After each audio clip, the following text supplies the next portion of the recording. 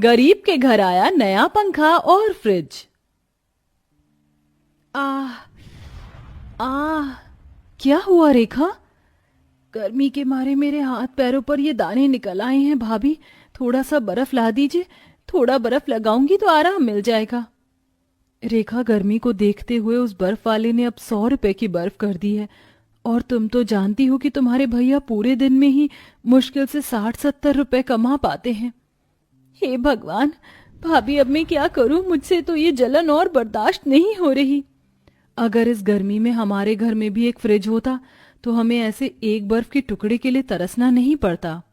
रेखा के दाने से हो रही जलन को देख समीक्षा धूप में नंगे कुएं के पास जाती है और वहां से ठंडा पानी लाकर अपनी नंद को देती है, जिससे नहाकर उसकी नंद को थोड़ा आराम मिलता है। अब जाकर थोड़ा आराम मिला, लेकिन भाभी फिर थोड़ी देर में मुझे पसीने आने शुरू हो जाएंगे।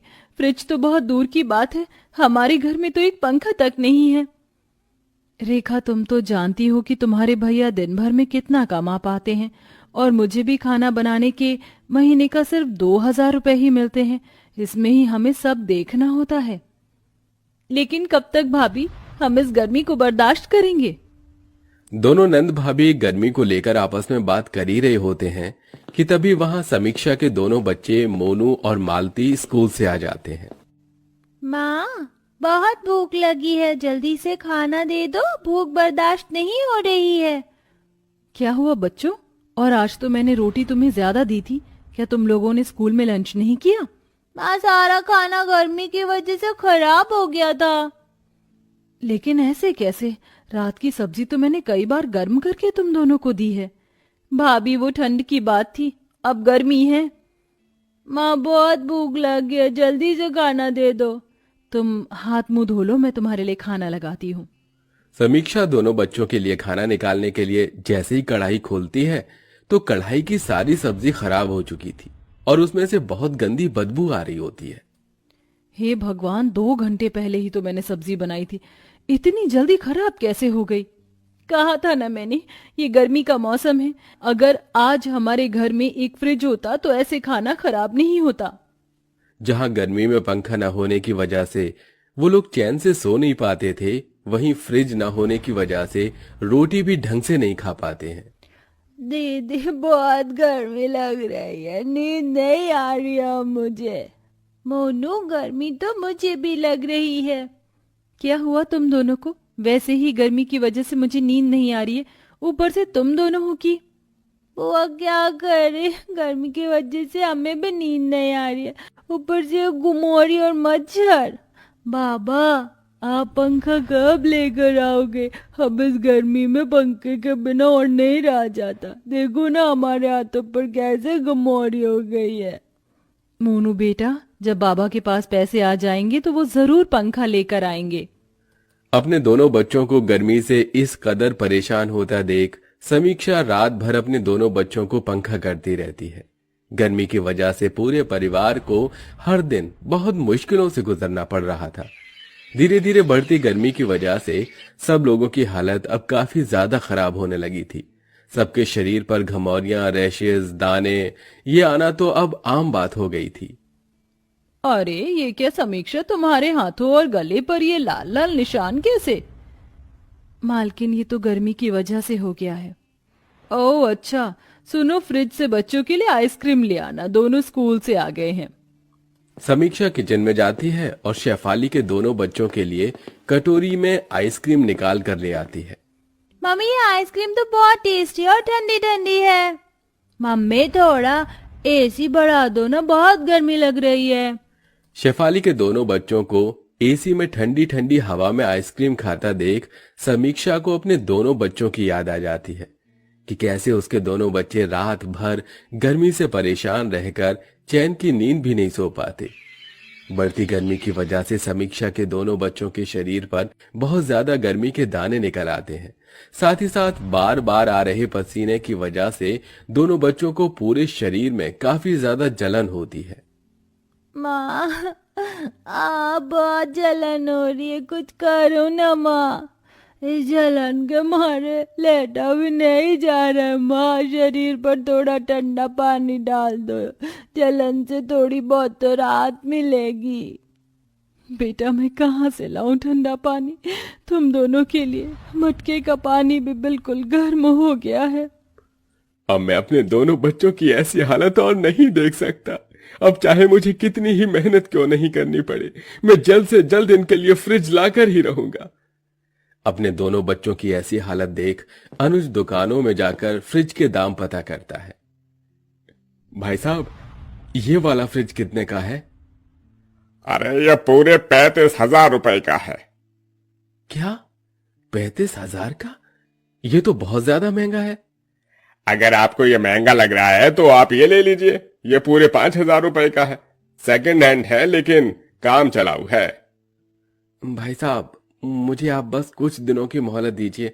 मैं जल्द से जल्द 5,000 रुपए इकट्ठा करके ये फ्रिज यहां से खरीद ले जाऊंगा। जहां अनुज पहले मजदूरी का काम करता था, वहीं अब 5,000 इकट्ठा करने के लिए चिलचिलाती धूप में अनुज पत्थर तोड़ने का काम करता है। आह आह मेरे पैर। नंगे पैर काम कर करके मेरे पैरों में छाले पड़ गए हैं, लेकिन मैं ऐसे हार नहीं मान सकता। अपने बच्चों के लिए तो मैं फ्रिज लाकर ही रहूंगा। रोज धूप में इतनी मेहनत करने की वजह से अनुज के हाथ पैरों में गर्मी की वजह से छाले पड़ गए थे, लेकिन अनुज अपने दोनों बच्चों के लिए कड़ी मेहनत करता है और कुछ दिनों के अंदर 5,000 रुपए इकट्ठा कर लेता है। अनुज उन पैसों को लेकर सेकंड हैंड फ्रिज लेने के लिए दुकान पर जा रहा होता है कि तभी उसे रास्ते में एक घायल लड़की दिखाई देती है, जिसे देख अनुज भागा भागा उसके पास जाता है। आप ठीक तो हैं? आपको ये चोट कैसे लगी? 2 चोर मेरा पर्स छीनकर भाग रहे थे।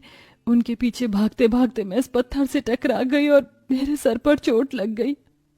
अनुज उस लड़की को नजदीकी हॉस्पिटल ले जाता है और उसकी मरहम पट्टी करवाता है, जिसके चलते फ्रिज खरीदने के लिए जुड़े हुए सारे पैसे उस औरत के इलाज में लग जाते हैं। जिसके बाद अनुज घर आ जाता है और सारी बात अपने परिवार वालों को बताता है।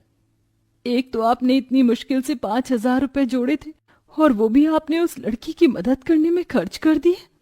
तो क्या उस लड़की को सड़क पर ऐसे घायल पड़े रहने देता? हम लोग गर्मी तो बर्दाश्त कर सकते हैं, लेकिन अगर उस लड़के को कुछ हो जाता तो? अनुज की बात सुन रेखा चुप हो जाती है, जिसके बाद अब पूरा परिवार फिर से गर्मी झेलने लगता है। लेकिन दिन पर दिन बढ़ रही गर्मी से अब मालती और मोनू की तबीयत और ज्यादा खराब रहने लगी थी। अब मेरे दोनों बच्चों का क्या होगा? गर्मी में उनकी ऐसी हालत देख मुझसे रहा नहीं जा रहा है। अब तुम ही कुछ चमत्कार दिखाओ भगवान, हम गरीबों पर कुछ तो रहम कर।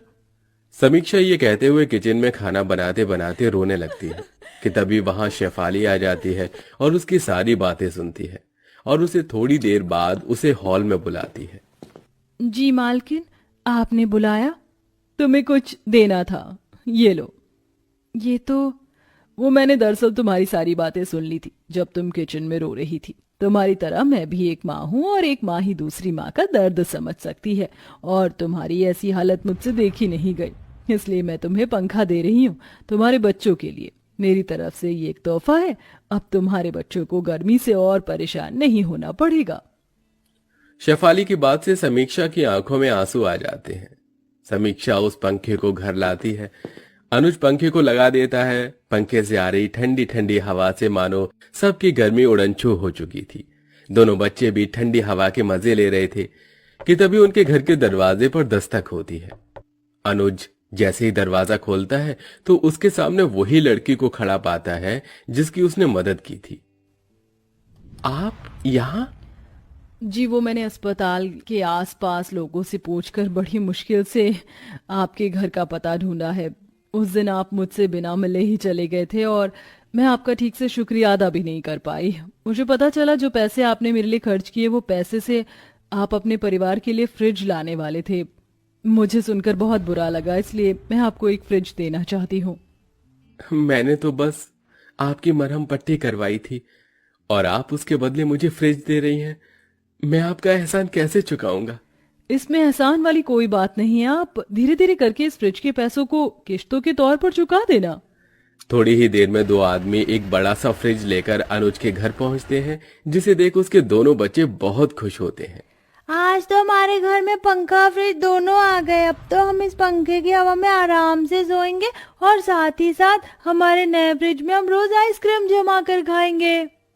दोनों बच्चे को इतना खुश देखकर बाकी सब घर वालों के चेहरे पर भी खुशी आ जाती है, जिसके बाद अब उन लोगों को ना ही तो गर्मी में ठंडा पानी के लिए तरसना पड़ता है और ना ही पसीने से लथपथ होकर सोना पड़ता है।